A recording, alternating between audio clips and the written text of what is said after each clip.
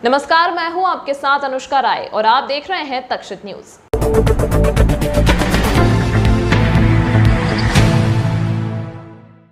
इंदौर संभागायुक्त नियुक्ति के पहले दिन से लगातार स्वास्थ्य विभाग के दौरे कर रहे हैं, जिसमें 2 दिन पहले की कार्यवाही में डॉक्टर अनुपमा दवे को प्रभारी पद से हटाया था, जिससे कुछ विवाद हुआ था। लेकिन संभागायुक्त एक्शन मोड में है और स्वास्थ्य विभाग का दौरा लगातार जारी है। आज भी उन्होंने चाचा नेहरू हॉस्पिटल एवं सुपर स्पेशलिटी हॉस्पिटल का दौरा किया।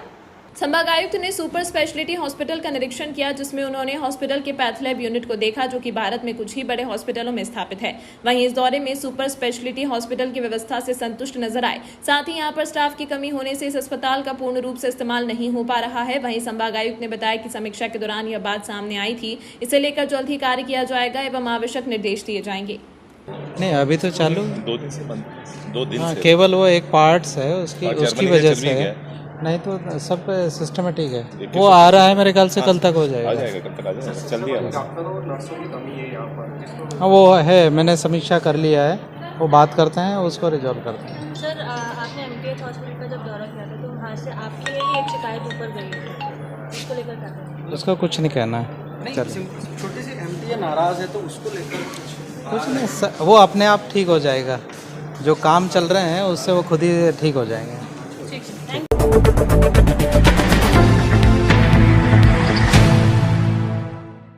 महापौर द्वारा विद्युत विभाग एवं वर्कशॉप विभाग की समीक्षा बैठक में 29 गांव में सोलर पैनल के माध्यम से 29 हाई मास्ट लगाने की महापौर ने बात कही। समीक्षा बैठक में अपर आयुक्त द्वारा बताया गया कि वर्तमान में शहर के समस्त क्षेत्रों में 80,000 से अधिक एलईडी लाइट लगाई जानी थी, जिनमें से शेष लाइट जल्द लगाने के निर्देश दिए। इसके साथ ही महापौर ने 29 गांव में सोलर पैनल के माध्यम से 29 हाई मास्ट लगाने, शहर के 100 उद्यानों में सोलर पैनल लगाने के संबंध में शीघ्र कार्रवाई करने के संबंधित अधिकारियों को निर्देश दिए। वहीं बैठक में महापौर जी द्वारा इंदौर को सोलर सिटी बनाने के उद्देश्य से शहर के 85 वार्डों की 85 कॉलोनी को सोलर पैनल से जोड़ने के लिए रहवासी संगठन, विभिन्न एसोसिएशन व जनप्रतिनिधियों के साथ बैठक आयोजित कर निगम द्वारा सपोर्ट देने के उद्देश्य से बैठक करने के निर्देश दिए गए। विद्युत और वर्कशॉप विभाग का भी रिव्यू हमने आज किया है। शहर में 29 गांव पे 29 हाई मास्ट 100 गार्डन सोलर से हों, लाइट शहर की प्रॉपरली मेंटेन रहे, उसको लेकर रिव्यू किया है। साथ ही वर्कशॉप में इफ़ेक्टिव वर्किंग के लिए नई गाड़ियां खरीदने की दृष्टि से, शहर में सुरक्षा की दृष्टि से नई फायर व्हीकल खरीदने की दृष्टि से कई सारे सुझाव दिए हैं और निर्णय भी लिए हैं। साथ ही 6 विधानसभाओं में 6 शव वाहन उपलब्ध हों लोगों की सुविधा के लिए, उसके लिए भी दिशा निर्देश जारी किए हैं। जल्द ही मुझे लगता है ये सब गाड़ियां हमको मिलेंगी।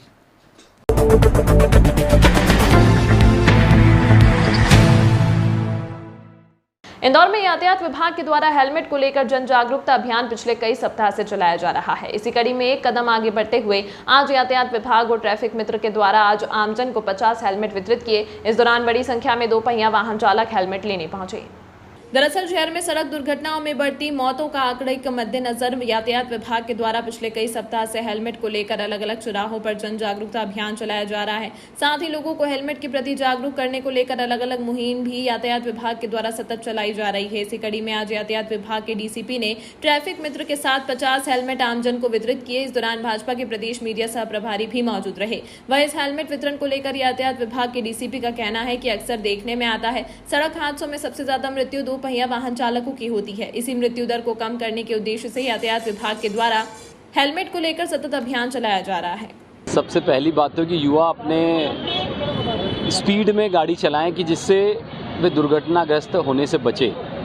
और दुर्घटनाग्रस्त होने से बचने के लिए एक जो अभियान कृष्णा एसएससीज के भाई हितेश अग्रवाल जी, रिंकू भैया ने आज शुरू किया है, जिसमें हमारे कई सारे जो ट्रैफिक पुलिस के अधिकारी आदरणीय मनीष अग्रवाल जी, अरविंद तिवारी जी और सब यहाँ पर उपस्थित हैं। और लगभग 50 हेलमेट निःशुल्क देने का यहाँ पर इन्होंने संकल्प लिया और आगे भी करेंगे।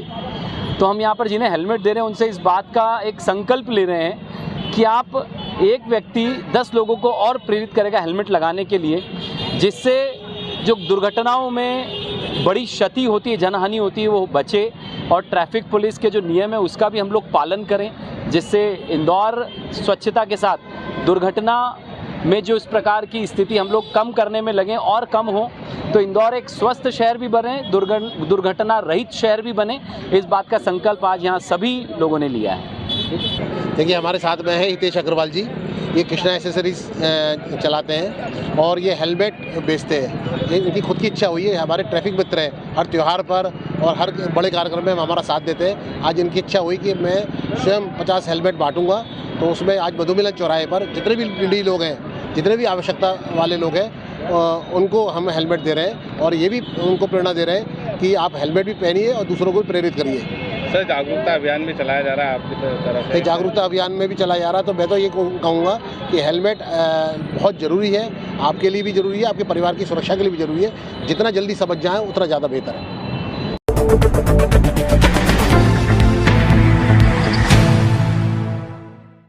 लॉयन डे मौके पर जू में आयोजित हुआ विशेष कार्यक्रम। अब तक इंदौर जू से 6 राज्यों में भेजे गए बब्बर शेर वर्तमान में 3 शावकों के साथ 7 शेर हैं चिड़ियाघर में मौजूद।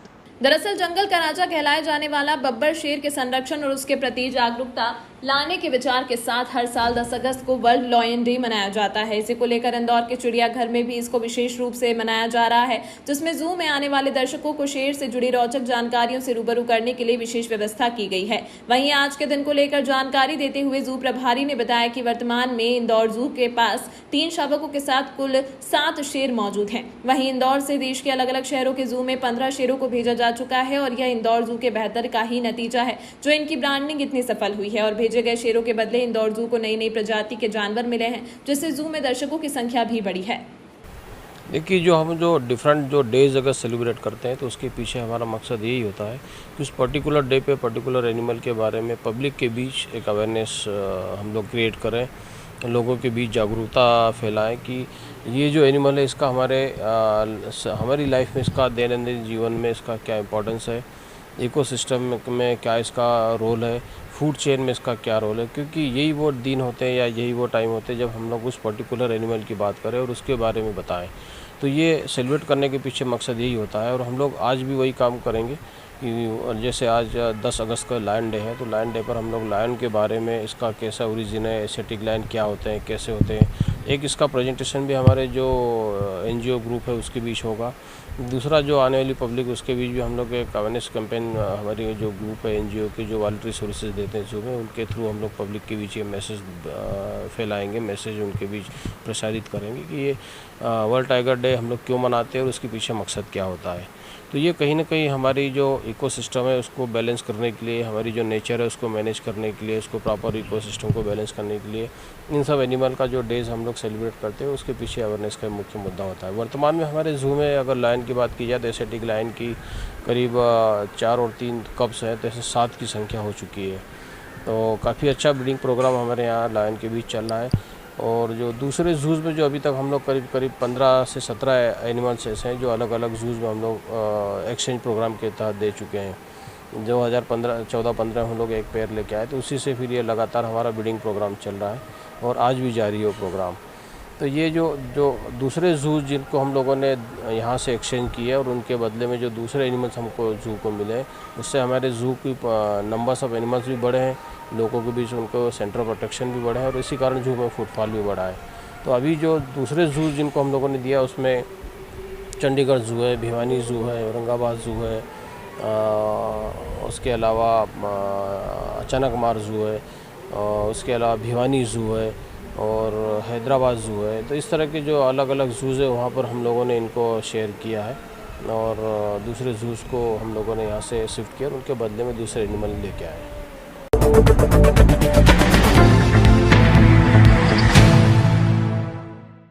इंदौर के मास्टर प्लान पर चर्चा कार्यक्रम हुआ आयोजित। इस चर्चा में कैबिनेट मंत्री तुलसी सिलावट भी हुए शामिल। दरअसल इंदौर उत्थान अभियान के राजवाड़ा पर लोक माता देवी अहिल्याबाई होलकर प्रतिमा स्थल पर कार्यक्रम आयोजित किया। कार्यक्रम में कैबिनेट मंत्री तुलसी सिलावट सहित शहर के अनेक प्रबुद्ध जन मौजूद थे। इंदौर उत्थान अभियान की मंशा है कि स्वच्छता की तर्ज पर इंदौर के मास्टर प्लान पर काम होना चाहिए। इस मौके पर इंदौर उत्थान अभियान के अध्यक्ष अजीत सिंह नारंग ने कहा कि हमारा प्रयास है कि जिस तरह स्वच्छता में इंदौर लगातार 6वीं बार अव्वल और नंबर 1 रहा है, उसी तरह इसका मास्टर प्लान भी ऐसा बने जो देश में मिसाल साबित हो और शहरी नियोजन का समग्र विजन उसमें नजर आए। आज जो है यह जो कार्यक्रम किया जा रहा है वह हम पिछले 2 वर्षों से जो प्रयास कर रहे हैं कि इंदौर का मास्टर प्लान देश का सर्वश्रेष्ठ मास्टर प्लान बने, इस अभियान को प्रधानमंत्री जी के संदेश की सुव्यवस्थित रूप से विकसित शहर ही भविष्य के भारत का भाग्य का निर्धारण करेंगे। अतः इस अभियान को हमने, इंदौर उत्थान अभियान को, राष्ट्र नवनिर्माण के अभियान में परिवर्तित करने का संकल्प लिया है। इसीलिए आज इस संकल्प को पूरा करने के लिए हमने कहा कि क्यों ना माँ अहिल्या के चरणों में जाकर हम यह संकल्प लेवें कि जिस तरह स्वच्छता में नंबर 1 आने के पश्चात, यह प्रधानमंत्री जी का इस संदेश था जिसको इंदौर की जनता ने आदर और सत्कार दिया और हम देश में नंबर 1 आए, उसी तरह प्रधानमंत्री जी के संदेश को पुनः आदर और सत्कार देने के लिए देश में नंबर 1 का मास्टर प्लान बनाएं, ताकि हमारे लोगों को तो सुलभ जीवन मिले ही, इसके साथ हम देश की आर्थिक स्थिति में, जीडीपी वृद्धि में भी जो है कार्य कर सके। अगर इंदौर का मास्टर प्लान अच्छा बनेगा तो बाहर के देशों के निवेशक जो इस शहर में, इस हिंदुस्तान में एक अनोखा शहर चुनना चाहते हैं जो कि मध्यस्थ में स्थित है, उसका जितना भी इंफ्रास्ट्रक्चर हो वो बेहतर हो, ताकि वो इस पर आकर्षित हो और हमारे शहर के लोगों को बॉम्बे के, बेंगलोर के, दिल्ली के, हैदराबाद के महानगरों के जो दुष्परिणाम हैं वो नहीं भोगने पड़े। हमारा शहर भविष्य में इस तरह प्लानिंग हो कि जल में डूबे नहीं और सड़कों पर जाम नहीं लगे। पहले